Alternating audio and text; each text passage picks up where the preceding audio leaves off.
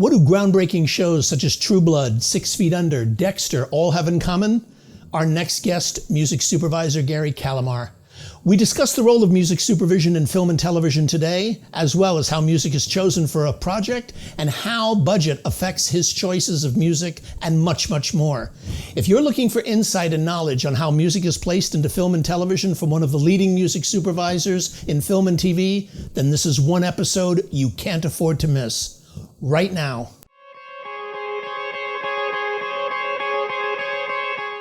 This episode of the MUBUTV Insider video series is brought to you by the Music Business Registry. The Music Business Registry is the leading music industry publisher of the most up-to-date contact information for major and independent record label A&R, music publishers, artist managers, music attorneys, music supervisors, and much, much more. The Music Business Registry is the trusted industry standard and source serving the music business community for over 30 years with the most accurate and up-to-date contact information available. Their titles include the A&R Registry, the Film and Television Music Guide, the Music Publisher Registry, and the Music Attorney Registry. All of their publications are available in PDF, CSV, or online subscription. Visit musicregistry.com and use coupon code MUBUTV10 at checkout. That's musicregistry.com, coupon code MUBUTV10. When you're ready to put your music to work, musicregistry.com. Hi.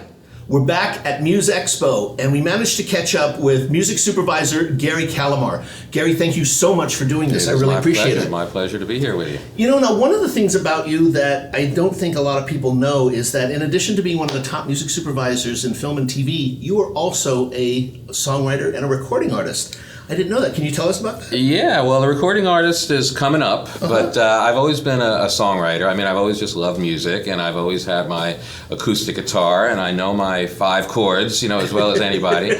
And I always have done it for myself. I've written a few classics in my own mind over the years. And a couple of seasons ago on True Blood, I actually co-wrote a song that Iggy Pop sang that was used in the show. Wow, that's great. And that kind of kick-started my idea that maybe I should take this a little bit more seriously. And that's what I've been doing. I've been writing some songs, and through fluky luck, I am putting out a record on Atlantic Records later this year. And, I don't think it's going to get the Lady Gaga treatment of a release, but we're going to put it out, and, hopefully I'll get lucky. Maybe somebody will cover one of the songs, maybe we can place it in one of the shows, but for me it's just so much fun to write a song and finish it, and, I love doing it. And record it and get it out on a record. Yeah. And as a music supervisor, maybe I can, squeeze it in the back door somewhere. I was going to say, it's in good hands for placement. Exactly. It won't have to be pitched to you by somebody. Yeah, so. Exactly. So, you mentioned music supervision. I guess, how would you describe the job of a music supervisor today? It's many jobs. I mean, it's kind of overseeing all of the music that is happening in a particular production. I mean, early on, we usually pick a composer, and the job kind of gets split up in half at that point, where the composer is doing, all the score work. And I, as a music supervisor, are finding songs and, in some cases, creating songs. And, the creative part is certainly a big part of it, but also probably an equal part is just the negotiating and working with budgets and just trying to, get the job done. But it's just a matter of not only putting in a great song for an end credit, but also finding a song to play in the background at a church or playing at a carnival, and just sort of, some of the nuts and bolts of just finding, background music. You mentioned the composer aspect and how that gets divided up. As a music supervisor, how much input do you have with shows on helping select a composer? Generally a good amount, unless they get hired before I do, and then they might have some input on hiring me. But, on True Blood, which is a show that I've been working on for HBO, I was involved in helping to pick Nathan Barr, Dexter. We brought in Daniel Licht, and he was someone that I had suggested.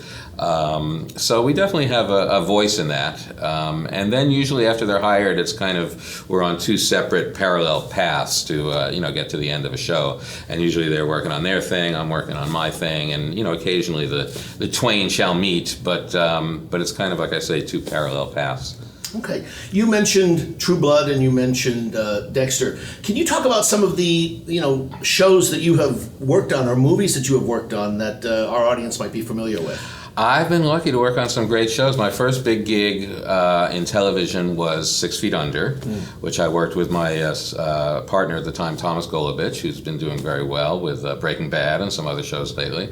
But that was kind of a huge learning experience for both of us. We got to work with Alan Ball and Alan Poole, producer, and it was a great show, and they also have fantastic taste in music, those guys. So that's where we learned, how to, find the right music, and certainly started building up our relationships with different record labels and publishers. And it was a glorious experience. I also worked on, shows like Weeds and Entourage and House. So I've been lucky to work on some great shows. As well as Dexter and now True Blood. And now True Blood, although this is now the final season of True Blood, season 7. We're going to wrap it up this season. But it's been great. I mean, every episode has an end title song that, we have a lot of fun picking. And, there's the Merlotte's Bar and the Vampire Bar where there's always music playing. So it's a pretty music-intensive show. And working with HBO is great because they have a good budget. They take music seriously. So we can, have a little fun with the music. You mentioned budgets, and I'm curious. You've been working in the business for a long time. You've obviously seen a trend of transformation and differences in budgets now.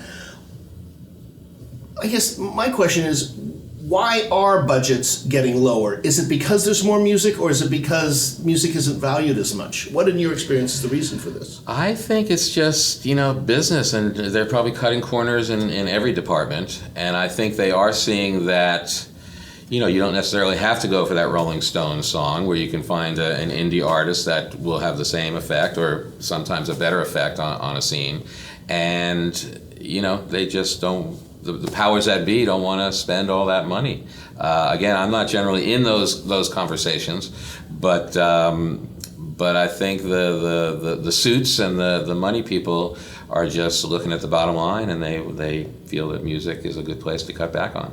Okay, one of the things that I've seen in the music area of film and television is an expansion of the types of music that people are willing to use over the last 10 years. There's much more of an expansion into the independent world, into the unknown artist, into the unsigned. And it seems that, a lot of this has driven the price down of music. And I'm curious, from your perspective on the independent side, do you find that it is easier to get people to license music today than ever? Or is it? I think on the major label side, in a way it's easier. It's still very expensive, but I mean, artists like Led Zeppelin and the Rolling Stones and the Who, where in the past they would say, we're not going to do commercials, we're not going to do TV. And now they're realizing that is TV is having such a golden period right now where there's so many great TV shows that, it's an honor to have your song in a show. But yeah, I find that the independent artists are very hungry to get their music in a show. I think that everybody's, very open to it. People do have sort of their restrictions, and they, if it's a show they don't like, they might deny a use. But generally, it was funny, I worked on the show Weeds for a while. They had a tiny budget, less than $10,000 an episode. But we found there was a lot of people that loved weed and weeds, and they would license songs to us because they wanted to be on the show. So, it just sort of depends. Same with True Blood. Everybody wants to be in True Blood, and everybody wants to be in, Breaking Bad and things like that. So, usually, we can broker a deal that works for everybody.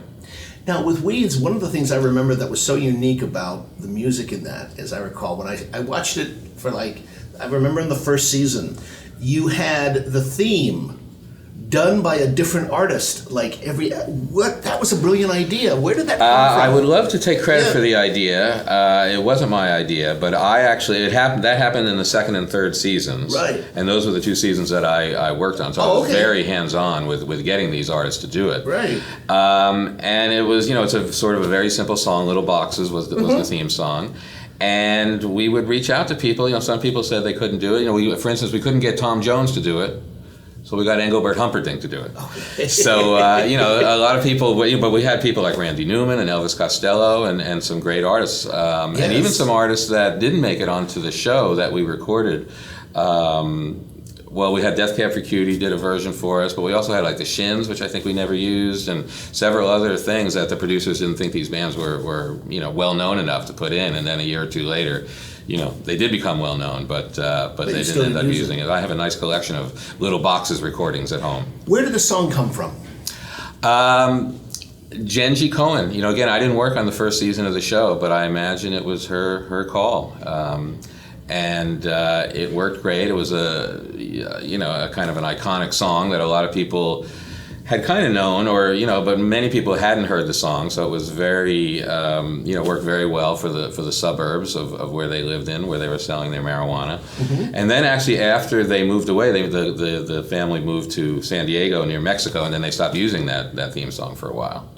But yeah, I was fortunate to be working those 2 years where we had these other artists do songs. It was just such a unique and fresh, out of the box, no pun intended, approach to bringing attention to music in a very interesting way, with something that was actually very familiar. You have the beginning of the show, the credits, whatever, the theme, and here you're bringing something fresh to it all the time. Yeah, it was great. I don't think it had ever been done before, to my knowledge. You're probably right. And we had foreign language versions and jazz versions, and it was fun, and it worked really well. Speaking of that, it's funny. When we were talking before the panel this morning. We were talking about foreign language versions, and David O. Russell in his film American Hustle used an Arabic version of White Rabbit. My question to you is, in your career, have you often had an opportunity to use foreign language music in any of the shows that you've worked in? Yes, certainly foreign. Right now I'm working on 2 pilots that are both very sort of Latin oriented. Okay. And we're using a lot of Latin music and a lot of Latin hip hop and sort of dangerous Latin rock. And yeah, all in Spanish. There's 2 shows. One, hopefully they'll get on the air. One is called Blanco, which is a pilot for Cinemax, which is sort of a Latin-themed cop show based in New York. And then another one is called Jane the Virgin, where I'm heading after our meeting here today. And that's based on a Venezuelan telenovela. Okay. And also mostly Latin music in the show. And when I say Latin, it could be kind of Shakira and some, Latin artists that are popular here in America as well. But for the most part, using Latin music. And again, as we also talked about earlier, having to kind of investigate what the lyrics actually mean, especially in some of these hip-hop songs where you never know what they're talking about. And if you don't speak Spanish, you have to make sure that you really understand that. Yeah, exactly. You don't want them to say some bad language, that you missed, and all of a sudden, you get all these calls and letters the day after it airs. Yes, exactly. Gary, one of the things I want to know is, how are music supervisors chosen? I mean, is there a procedure, or is it just at random in terms of relationship with a director in film, or a producer in TV, or a network, or a film studio, or is it all of the above? I think it's all of the above. I think mainly it's relationships with producers and showrunners and directors. But it's a crowded field. There's many talented music supervisors out there. And I, have had a fair amount of success over the years with 6 Feet Under and some of the other shows I've worked on, but there's nobody knocking on my door, waiting to give me a job. It's, I go on a meeting and I see my fellow music supervisor walk out after, his meeting, and, we're all competing for jobs.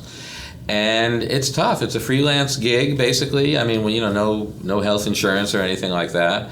And, a lot of it is with personal relationships. People you've worked with in the past that you've had success with will often bring you back, but there's nothing guaranteed. And it's just a hustle. It's basically schmoozing and meeting people and keeping on top of them a little bit, finding out what shows are in production. And it's tough out there. It's a competitive world for the music supervisor. Now, when you talk about these different projects, the first thing that comes to mind that I'd want to ask you is, at what point do you come on to a project? Do you come on in the script stage? Do you come on in post-production? When is your generally start? in the script stage? I mean, there might not be too much to do in the script stage for certain productions, but for instance, Tumbledown, we needed to find this songwriter that was going to provide the music for this main character in Tumbledown. So we went through a good amount of people. First kind of going through my filter of what I thought could work, and they wanted something. As the director described it, he wanted a Tom York of the wilderness.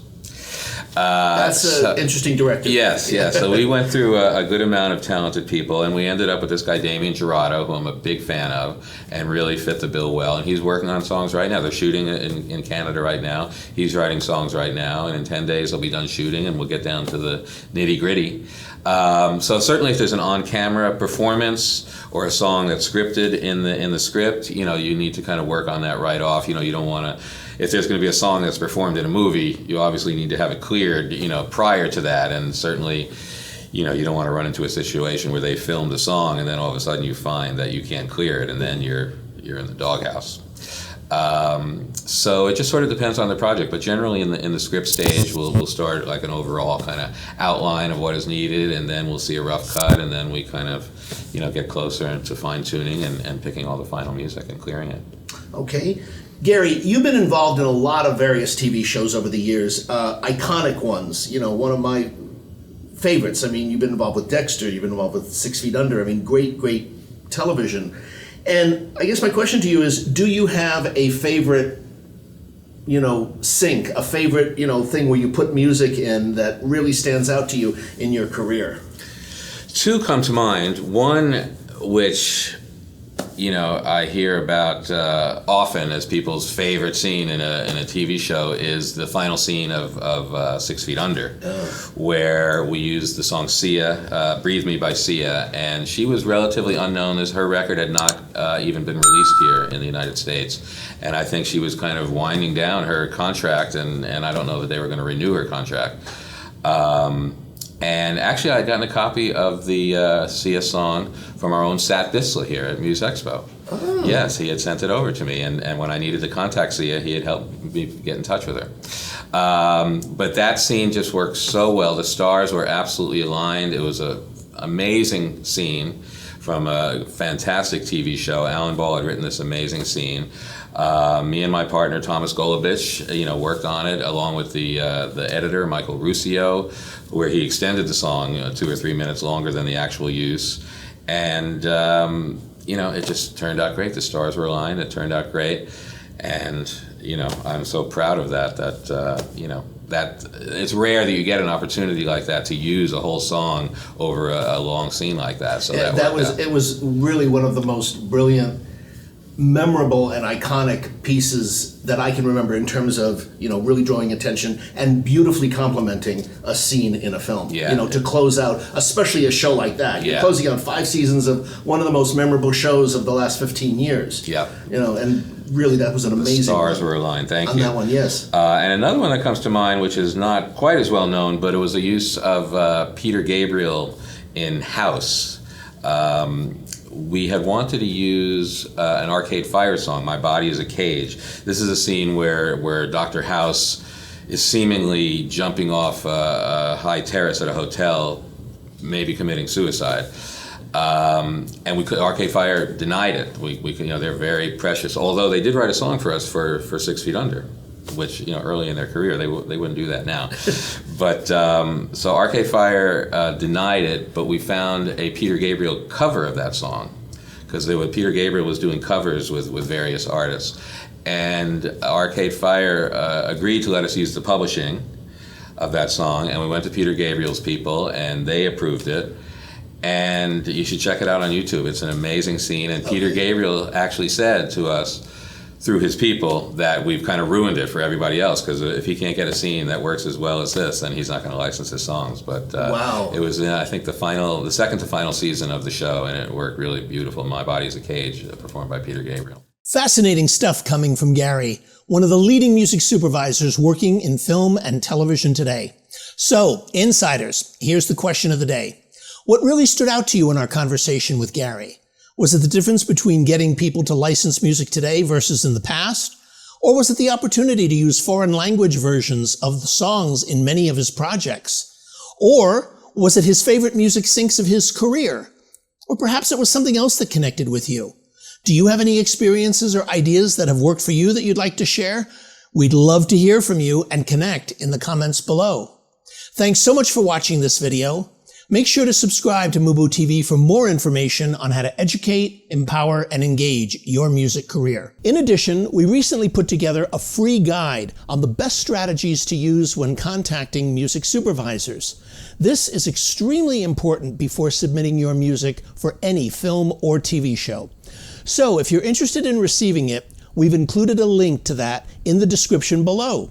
It's totally free, and it goes through the top do's and don'ts before you even think about submitting your music out to music supervisors. Questions such as asking yourself, is all the correct metadata and correct information included into my music? Have I checked the links to any music that I'm submitting to make sure that they are working? Are your sync and master rights of the recording and song pre-cleared? This is a valuable guide into learning the art and etiquette of submitting your music to music supervisors and to the community, one that you can't afford to be without. So if you're interested in receiving that, we'll link in the description below.